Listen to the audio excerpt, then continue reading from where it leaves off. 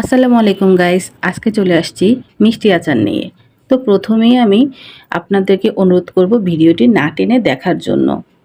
আর ভিডিওটি টানলে আপনি কিছু বুঝবেন না, পরে আচারটা খেতে ভালো লাগবে না, আর যে ভিডিওটা বানিয়েছে তার দোষটা হয়ে যাবে। তো কথা না বাড়িয়ে আমি আমার ভিডিওতে চলে যাই।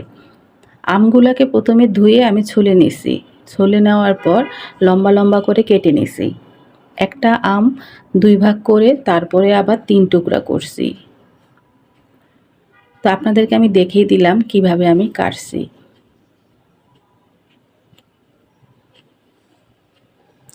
এখন কাটার পরে আমি একটু হালকা করে ধুয়ে নিছি। আর তারপরে আরেক পাশে আমি চুলায় গরম পানি বসিয়ে দিছি। তো পানিটা যখন গরম হবে তখন আমগুলাকে আমি একটু হালকা সিদ্ধ করে নিব, যেন বের হয়ে যায় আর আমটায় চিনি কম লাগে। তো এখানে অত বেশি ফুটন্ত গরম পানিতে আমি দেই নাই, হালকা গরম পানিতেই দিছি। 5-7 মিনিটের মতো আমি চুলায় রাখছি, জাস্ট একটু হালকা ভাপে। বেশি সিদ্ধ করলে আমটা খুলে যাবে, সেই জন্য আমি একটু হালকা ভাপে দিয়া আমের টকটা কমিয়ে নিছি।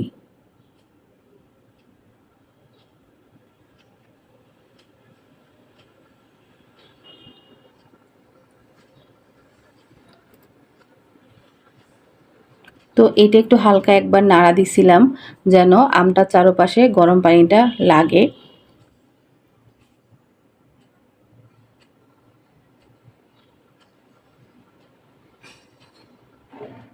তো এখানে 5 মিনিট রাখলে বা 7-8 মিনিট রাখলেই আপনার হয়ে যাবে।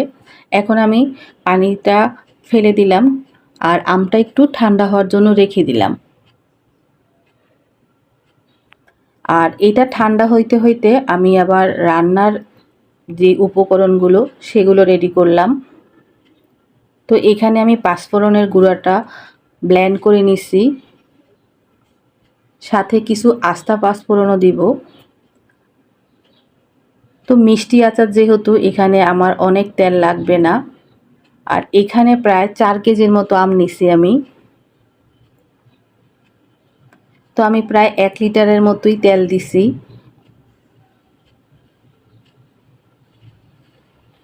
তো তেলটা আসলে একটু গরম হওয়া পর্যন্ত ওয়েট করলাম। হালকা গরম হওয়ার পরে আমি এখানে 1 কেজির মতো রসুন দিয়ে দিছি।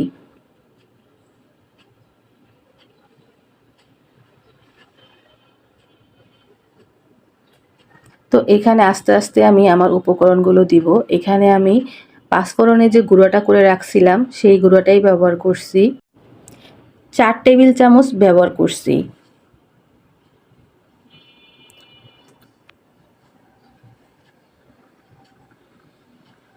আমি আমার ডেসক্রিপশন বক্সে সকল উপকরণের নাম আর পরিমাণ লিখে দিব। ডেসক্রিপশন বক্সে আপনারা সব কিছুর পরিমাণ নাম দেখে নেবেন। তো এখানে আমি 3 টেবিল চামচের কম, 2 টেবিল চামচের একটু বেশি আস্ত পাঁচফোড়ন দিছি। আর এখানে আমি পুরা 1 কেজি চিনি ব্যবহার করছি, লাল চিনি। তো যারা সাদা চিনি ব্যবহার করেন বা খান তারা একটু পরিমাণটা দেখে শুনে বুঝে দিবেন। সাদা চিনিটা আসলে পরিমাণে কম লাগে আর লাল চিনিটা একটু বেশি লাগে।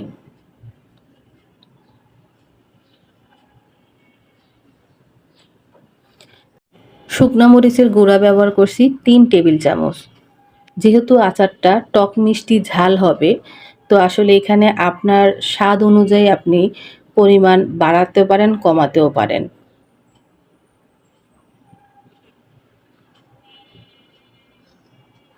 তো লবণটাও আপনি আপনার পরিমাণ মতো দিবেন। আমি এখানে 2 চামচ লবণ ব্যবহার করছি।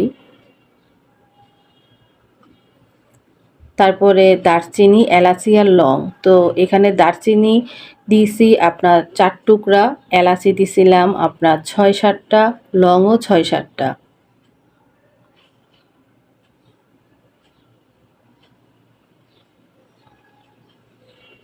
এখানে আসলে নাড়তে নাড়তে আমি একটু চিনিটা গলানোর জন্য অপেক্ষা করতেছিলাম।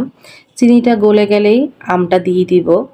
তো এখন আমার চিনিটা প্রায় গলে শেষ হয়ে গেছে।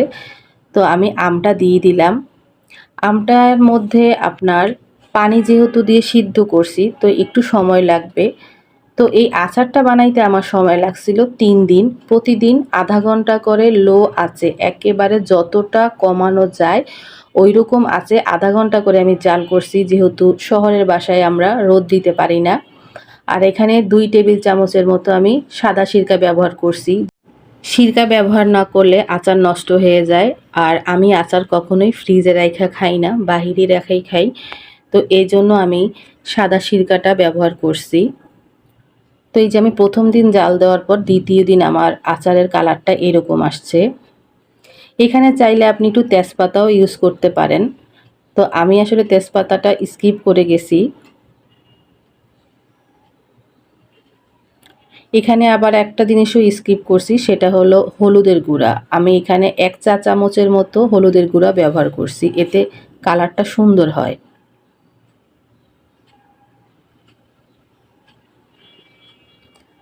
সিরকা ব্যবহার করলে আপনি অনায়াসে অনেক দিন বাহিরে রেখে আচারটা খেতে পারবেন।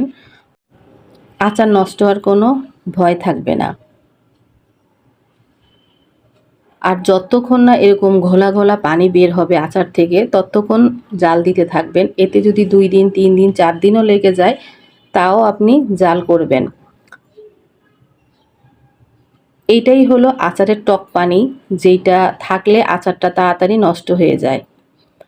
আর আমরা যেহেতু শহরে থাকি, আচার সবসময় রোদে দিতে পারি না, তাই একটু সময় নিয়ে আচারটা বানাইতে হয়। তো এখন দেখেন আমার আচারটা আজকে হয়ে গেছে ৩ দিন জাল করার পরে।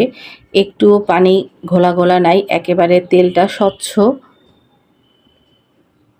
তো এইভাবে আস্তে আস্তে করে আগুনে রাখলে আপনার আচারটা সুন্দর হয়ে যাবে। আর আপনার রোদে দেওয়া ঝামেলাও লাগবে না। আপনি অনায়াসেই বাইরে রেখে খেতে পারবেন অনেক দিন। এই যে আমি বয়ম করে নিলাম। তো এই ছিল আমার আচারের রেসিপি। তো সবাই ভালো থাকবেন, সুস্থ থাকবেন। তো যারা আমার চ্যানেলে আগে থেকেই আছেন তাদেরকে অসংখ্য ধন্যবাদ। আর যারা নতুন আছেন তারা অবশ্যই চ্যানেলটাকে সাবস্ক্রাইব করে দিবেন। আর লাইক, কমেন্ট, শেয়ার করে পাশে থাকবেন।